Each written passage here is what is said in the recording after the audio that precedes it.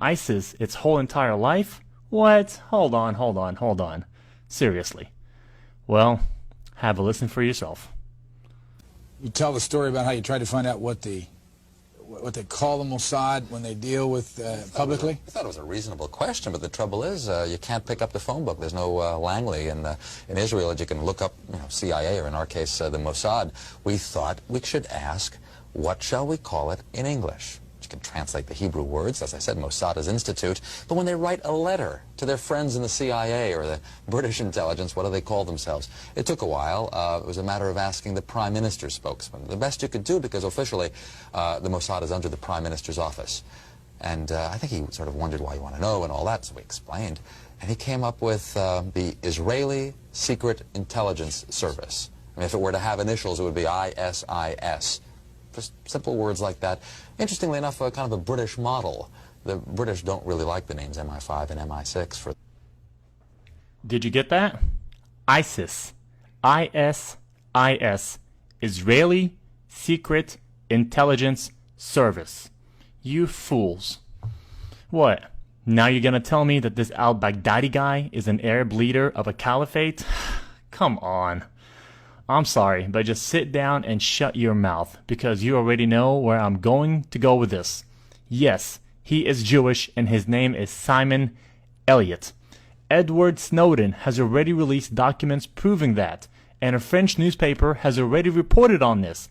But your Jewish masters in the U.S., especially your terrorist senator, John McCain, will not allow it to be publicized.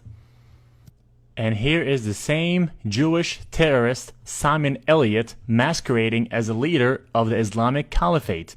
And here he is hanging out with your senator, John McCain, orchestrating and funding the new terrorist group.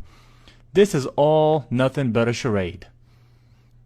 And do not think for a minute this is just an isolated incident. They have been doing this for a long time.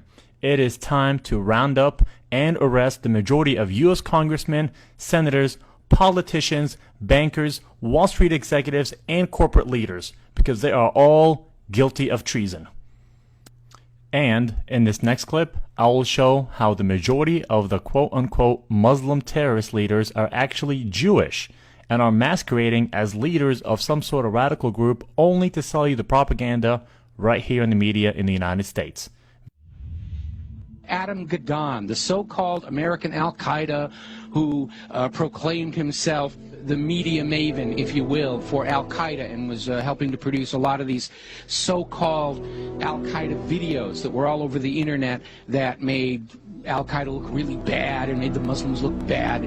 Should you fail to comply in full, we will deem it sufficient justification to continue to fight and kill Americans.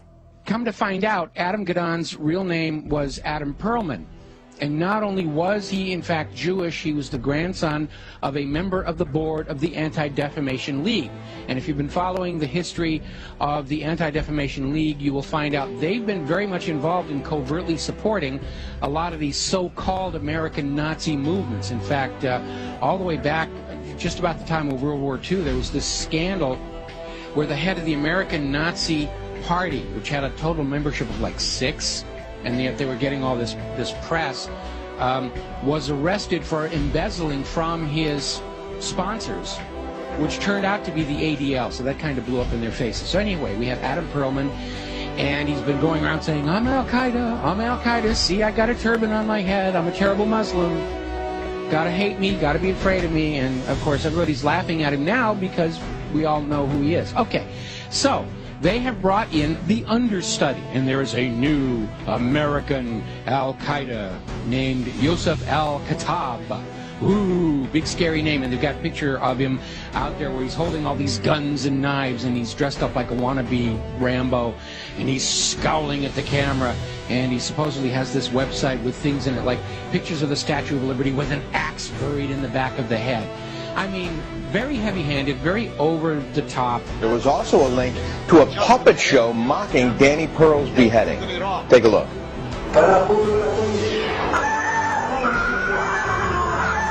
Oh, that's awful. You know, just looking more like a movie prop than anything else here. So as it turns out, this is another fake. His real name is Joseph Cohen. He's a 39-year-old New York City taxi driver, as you mentioned. He called himself Yusef Al-Khattab, but he was born Joseph Cohen here in America. He is a Jew.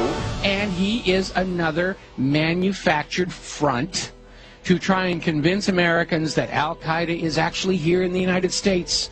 This is why we've got to be doing this, doing surveillance on the American people and reading their email and listening to their phone calls and all this stuff, because you never know when we're going to get into a situation with the American Al-Qaeda. And it's all a front. It's a fake. He's up there. He's there to try and create an enemy that doesn't really exist, in order to justify the totalitarian treatment of the American people and to encourage us to go and attack them before they kill us. They're already here on the home front. We've got to go bomb those gosh darn Muslims, because they're infiltrating America, and they're ripping tags off of couch cushions, and they're causing global warming, and we've got to go and it's nonsense. It's all war propaganda. You guys need to listen to me very, very carefully, especially to the American audience. Your country is under attack, and it is not under attack